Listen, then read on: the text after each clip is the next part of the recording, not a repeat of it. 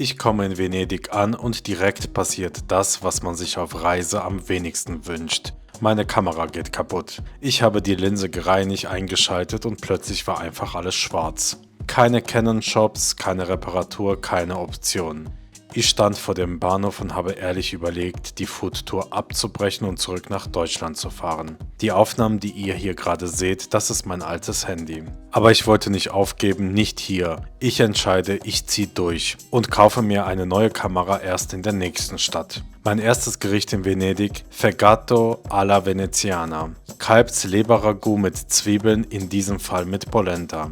Die Leber war okay, mild, leicht süßlich von den Zwiebeln, aber die Polenta zu dünn, zu wenig Geschmack. Ich hätte Parmesan eingearbeitet, etwas Körper, etwas Tiefe, so war's leider blass. Auf dem Weg zum Hotel hole ich mir eine Frittella Veneziana, ein frittiertes Karnevalsgebäck. Süß, weich, warm, aber ja, Karneval hier ist ein eigenes Universum. Ich laufe durch die Gassen und ja, die Brücken, die Aussicht, das Licht, das ist wirklich schön. Aber das Wasser, der Geruch ist heftig. Man muss es einfach sagen. Fritto misto di mare, frittierte Meeresfrüchte ist typisch für Venedig und meine Portion war gut. Und dann diese kleinen Cicchetti, geröstetes Brot mit Sardellen, Zwiebeln, salzig, säuerlich warm, das war richtig gut. Ich denke darüber nach, die Weiterreise nach Bologna auszulassen. 2 Gründe. Erstens, die klassische Ragout à la Bolognese enthält Schwein und ich esse kein Schweinefleisch. Zweitens, in Florenz möchte ich direkt eine neue Kamera kaufen. Aber dann erinnere ich mich, ich kann Bolognese auch koscher essen. Also gehe ich ins jüdische Ghetto. Und da treffe ich einen jungen jüdischen Mann, der in Köln studiert hat und sehr gut Deutsch spricht. Wir reden kurz, vorsichtig, ehrlich. Ich habe das Gefühl, er wollte nicht über Israel und den stattfindenden Genozid reden, vielleicht weil die Lage gerade schmerzhaft ist, vielleicht weil Worte manchmal nicht reichen.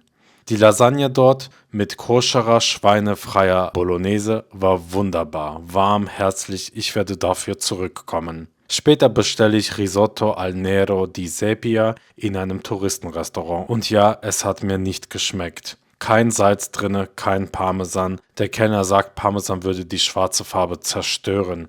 Das ist Unsinn. Es war einfach nicht gut gekocht. Und genau das ist das Problem vieler Restaurants hier. Touristen satt machen statt gut kochen.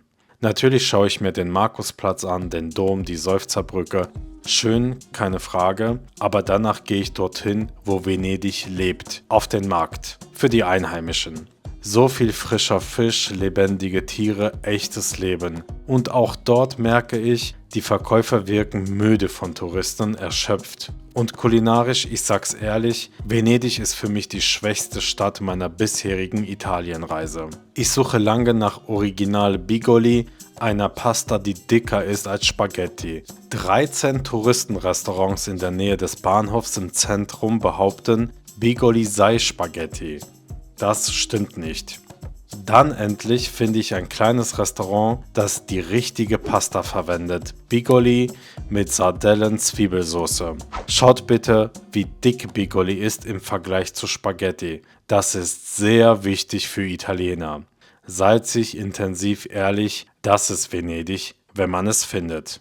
Und dann nochmal zurück ins jüdische Ghetto. Bar Ghetto, denn dort kann ich Carbonara essen ohne Schweinefleisch. Im Eingang wird man gefragt, Milch oder Fleisch, und dann wird man entsprechend gesetzt im Restaurant A oder im Restaurant B, weil Fleisch und Milchprodukte nicht vermischt werden dürfen. Das steht nicht einfach in Traditionen, das steht in der Tora, Levitikus 11 und Deuteronomium 14 als Teil des Bundes zwischen Gott und Israel. Ich kaufe mir eine schwarze Kippa, ihr wisst ja, ich sammle Kopfbedeckungen und verlasse Venedig. Nächste Stadt, Florenz, neue Kamera, neue Chance, neue Gerichte. Bleib dabei und abonniere meinen Kanal.